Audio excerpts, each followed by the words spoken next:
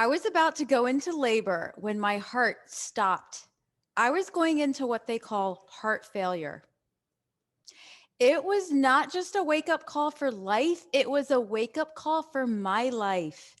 It was a wake up call to tell me that I was not living the life that I was destined to live.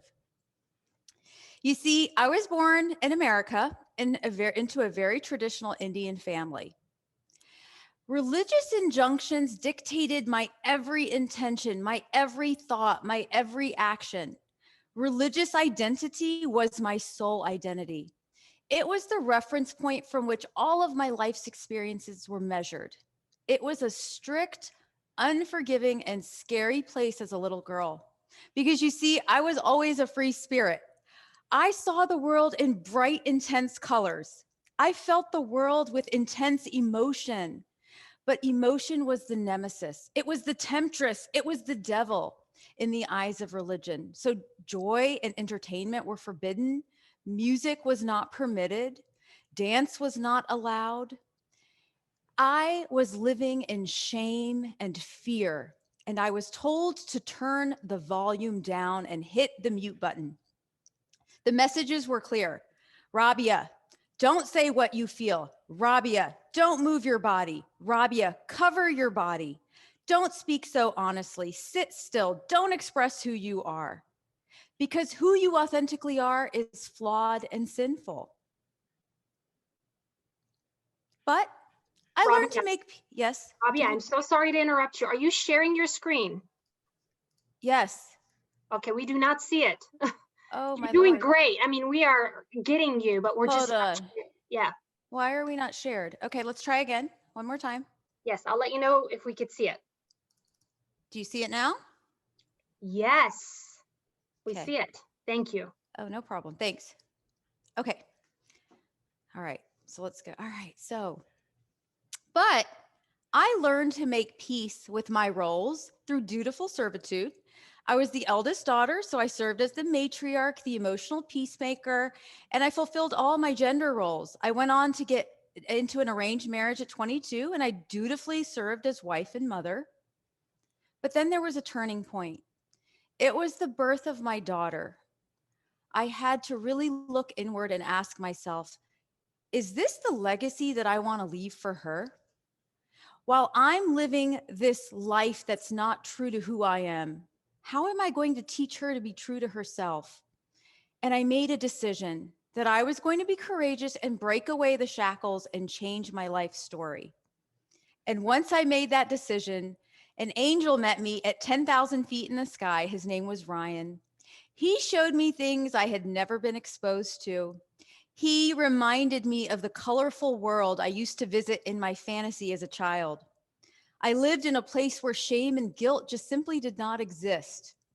And his love gave me the strength and courage to explore what life could finally be like if I lived authentically and leave behind the life that I knew in order to have a chance to live a fulfilled life which filled my heart with joy that would exceed even my wildest dreams. Wait till I tell you about this life. So, what were the first steps that I took? Well, I decided to start doing pro bono counseling for refugee clients. And in the process of helping them, I learned to discover my own inner voice. I learned to speak my own truth. And then I started to take up religiously and culturally forbidden hobbies. I started traveling, doing competitive Latin ballroom dance. I started to date outside of my race and my religion. And then I had to make a decision. I came to a crossroads in my life. I said, am I ready to take this scary, gigantic, earth shattering leap of faith and get divorced? And not only get divorced from my marriage, but from a culture and a belief system and a community and a family that had expectations of me, the same expectations that I put upon myself. Was I ready to do that? Or did I want to continue to live this inauthentic life? So I came to this scary crossroads and I decided that it was time to own my truth and get divorced. And that meant losing a lot of people in my life, including family members and their love and support. But there was something at the end of this tunnel, right? So there's always something good after some difficulty that we go through. And for me, it was the creation of the ambassador of happiness. And I'll tell you a little bit more about how that happened. When the pandemic hit this year, I did a lot of inner journeying. I did a lot of reflection about this story that I told you and all the parts and pieces to this story. And I decided that this was going to be the year that I was finally going to show up with all the courage and vulnerability that I could muster. And I was going to share my truth because I was going to live a fully integrated and authentic life. I was going to show up authentically, personally, and professionally. And I'll tell you how that manifested. Well, I knew that I first needed to look at all the pain of my past. I needed to explore it in therapy. I needed to explore it in coaching. I needed to make spiritual peace with it. And I did the work, and it was painful and it was difficult. But what was to come was so exhilarating. Because what I did during the pandemic is I took my decade-long career as a cognitive behavioral therapist and I pivoted and I decided it's time for me to take my personal story and tell it to corporations and people in the business world and impact CEOs, leaders, their management teams, and their organizations to inspire them to live their best lives. And so it was during this pandemic that I pivoted and fully integrated who I am personally and professionally and began a motivational speaking career in the business world. So all of you have the ability to be an ambassador of happiness. This is all you have to do. You have to have the courage to seek out change for a better life. You have to own your purpose and you have to figure out who you authentically are. And you have to know how to be happy with the life that you are living regardless of outside circumstances. That's not as easy as it sounds.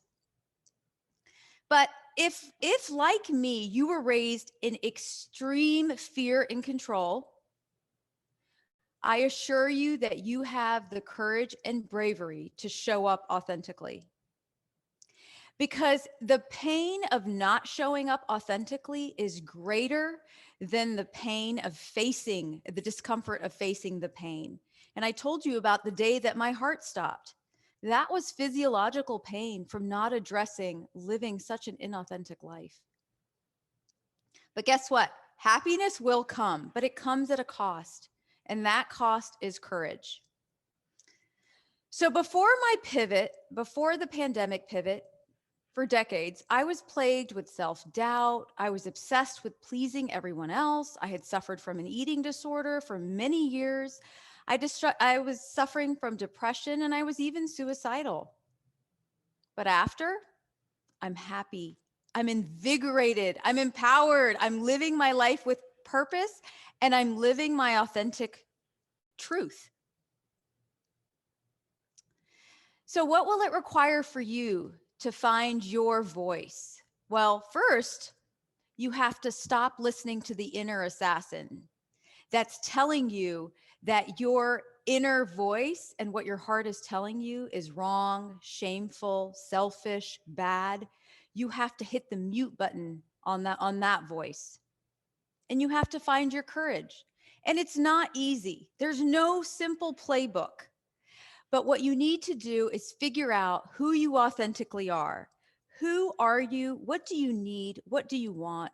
Where does your heart go when your mind wanders? You need to do the work. And then you need to let go of what you've been told by society, your family, or even what you've been told to believe yourself, because this is your life and I want you to live it the way that you intended to. And if you want to live a story worth telling, if you want a legacy worth mentioning, you have to be courageous. Because beyond the walls of fear, there is this colorful life of passion and joy and pleasure and happiness that is awaiting you. And the caves that we fear to enter hold the treasures that we seek. That is the absolute truth. My three truths that I live by now are that number one, you have to face your pain. You have to look at it. You have to understand it. But when you do face those fears and pain, from it will be born your greatest success. And joy is ready for you when you're ready to take that courageous step. And you have to commit to not believing what others have told you to believe. You have to commit to not allowing others' misinterpretation of their own pain be projected on you. Well, who am I now? Well, I'm a woman who's broken the cycle for her children through love, courage, and bravery. I am in the business of passionately transforming lives. I'm helping others step into their courage. And I'm enjoying this journey of sharing my own life story, my own path, and my own decision making to break tradition with the hope that I can inspire others to do the same. So, what's next for all of you out there? Well, you have decisions where you're at the crossroads in your life. It could be something about related to work, about your home life, your relationships, or combination of all those things. But you're at a crossroads, and you're at a place where you can pivot. Maybe this hearing me talk today will reinforce for you that you have a choice and you have the courage it takes to make that pivot.